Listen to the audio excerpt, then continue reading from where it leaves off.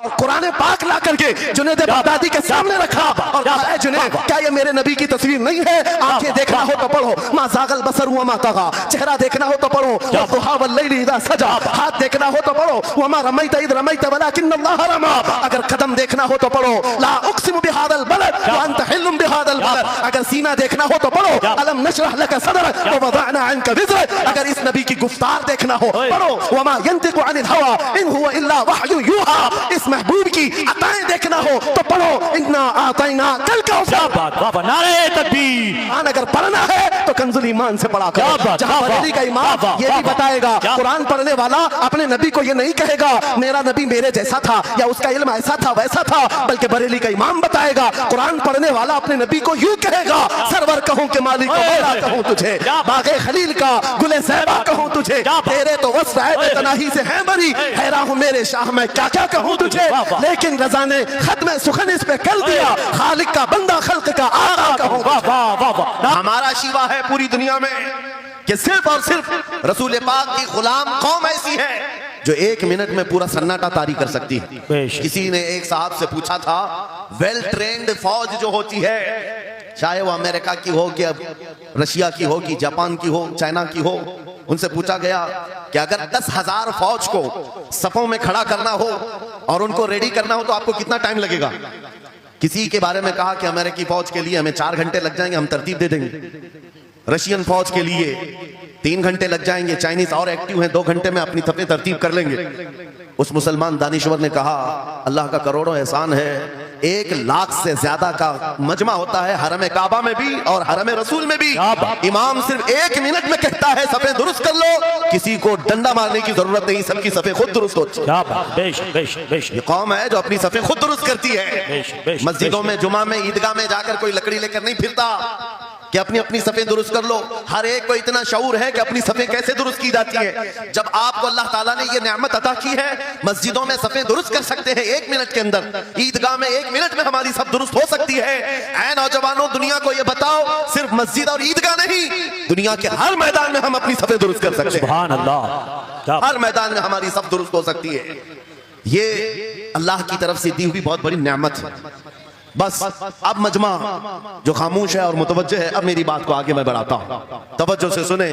कुरानी उलूम के मुताल्लिक आपके सामने चंद बातें रखूंगा, इसलिए कि मुझे कहा गया बड़ा पढ़ा लिखा मजमा है और मुसलमान के लिए पढ़ा लिखा होना बहुत लाजिम है, इसलिए कि जिहालत इस्लाम का अपोजिट है।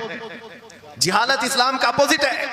आपको एक बात मैं बताऊं, जब भी कहा जाता है दौरे इस्लाम, यानी हुजूर सल्लल्लाहु अलैहि वसल्लम की आमद के बाद के हालात को दौरे इस्लाम कहते हैं, उससे पहले वाले जमाने को दौरे जिहालत कहते हैं। जबकि इस्लाम का अपोजिट तो कुफ्र होना चाहिए, कुफ्र होना चाहिए। ये दौरे इस्लाम है और इससे पहले दौरे कुफ्र था। नहीं, दौरे इस्लाम से पहले वाले दौर को दौरे जिहालत कहते हैं, इसलिए कि बताना है इस्लाम और जिहालत 2 अपोजिट चीजें हैं, 2 अपोजिट चीजें हैं। जाहिल हो और मुसलमान हो उसे ज़ेब नहीं देता।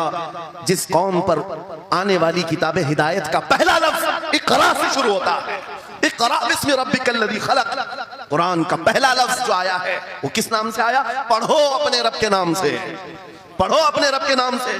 और इल्म नहीं है तो कुछ नहीं है तुम्हारे पास।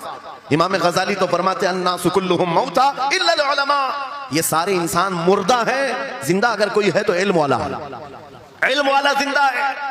और जिहालत की तारीकियों में भटकने वाले की मिसाल ऐसी है जैसे अंधेरी कोठरी में बैठा हुआ है, कहीं रोशनी का आने का इंतजाम नहीं, उसके सामने हलवा रखो कि गोबर रखो, दोनों बराबर है। जाहिल आदमी के लिए ऐसा ही है, कभी उसका हाथ इसमें पड़ेगा, कभी उसका हाथ इसमें पड़ेगा। जब नजर नहीं आ रहा है तो हलवा को गोबर समझकर खा लेगा और कभी गोबर को हलवा समझ के खा लेगा, गलाजत उसके लिए बराबर हो जाएगी। लेकिन इल्म को कहा गया अल इल्मु नूरुन, इल्म रोशनी है। जिसके पास इल्म आता है वो तमीज सीख जाता है, उसके पास अखलाक आ जाते हैं, वो हलाल और हराम के फर्क को समझने लगता है, बुरे और अच्छे के दरमियान फर्क मालूम होने लगता है।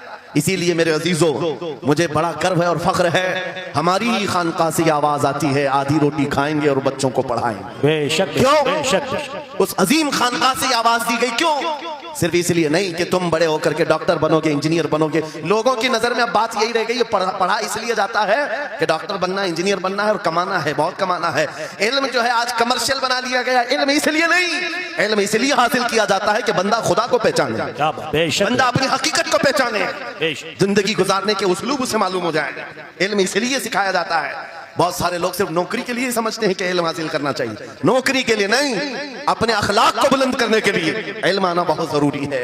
मेरे अजीजों, कुरान अजीम वो हिदायत की किताब तुम्हारे पास आई, इस कौम के लिए अलमिया नहीं है तो और क्या है, जो किताब उलूम का जखीरा है।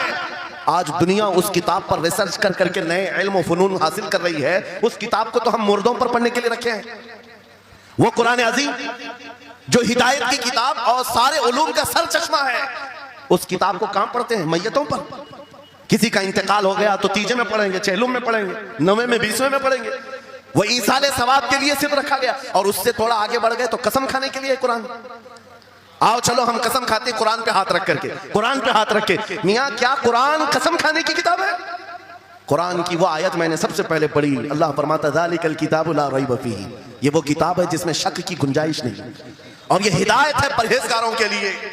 और कुरान में 3 जगह ये लफ्ज आया है, हुदल लिन्नास, हुदल लिलमुमिनीन, हुदल लिलमुत्तकीन। ये सारे इंसानों के लिए भी हिदायत है, ये सारे ईमान वालों के लिए भी हिदायत है, और परहेजगारों के लिए भी हिदायत है। सब हिदायत अलग अलग अंदाज से हासिल करते हैं। बारिश एक ही है बरसने वाली, जमीनें अलग अलग हैं। बहुत नरम जमीन हो तो वो जमीन बारिश से फायदा ज्यादा उठाती है, और थोड़ी सी ओबड़ खाबड़ जमीन हो तो वहां से फायदा कम आता है। बारिश एक ही है, कुरान बारिश हिदायत है, जिसके दिल की जमीन जितनी नरम होगी उतना